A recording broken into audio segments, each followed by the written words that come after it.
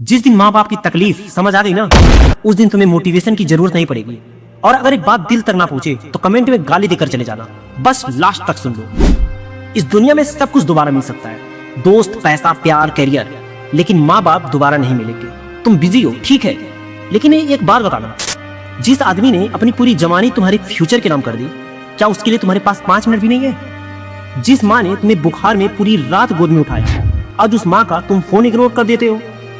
कितने अजीब हो गए ना हम। भगवान को खुश करने मंदिर चले जाते हैं, लेकिन घर में जो माँ रो रही होती है उसकी आवाज नहीं सुनते। सुन लो, अगर किसी ने तुम्हारे लिए बिना मतलब का दुआ मांगी है ना, तो वो सिर्फ तुम्हारी माँ है। और अगर किसी आदमी ने अपनी जरूरतें मार कर तुम्हारे सपने जिंदा रखे ना, तो वो तुम्हारा बाप है। बाप कभी बोलता नहीं, लेकिन हर बिल भरते वक्त अंदर से टूट जाता है। माँ कभी दिखाती नहीं, लेकिन हर रात तुम्हारे टेंशन में रोती है। तुम्हें लगता है वो स्ट्रांग है, नहीं, वो बस तुम्हारे लिए स्ट्रांग बनी हुई है।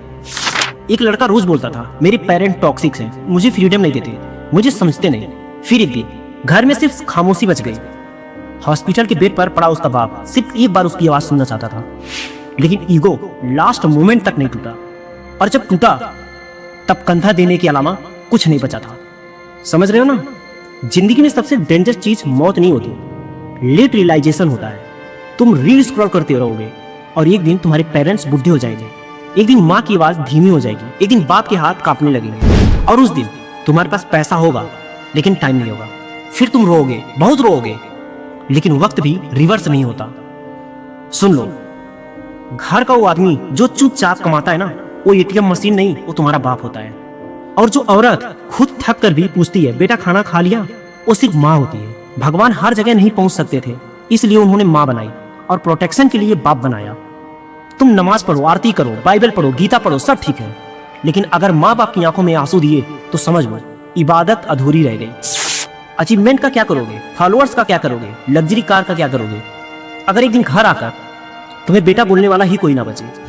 जब दुनिया तुम्हें जज करेगी तब भी एक माँ होगी जो तुम्हें गले लगाएगी। जब तुम हार जाओगे तब भी एक बाप होगा जो बोलेगा मेरा बेटा एक दिन जीतेगा। ये जो अनकंडीशनल लव होता है ना, ये सिर्फ पेरेंट्स देते हैं और कोई नहीं।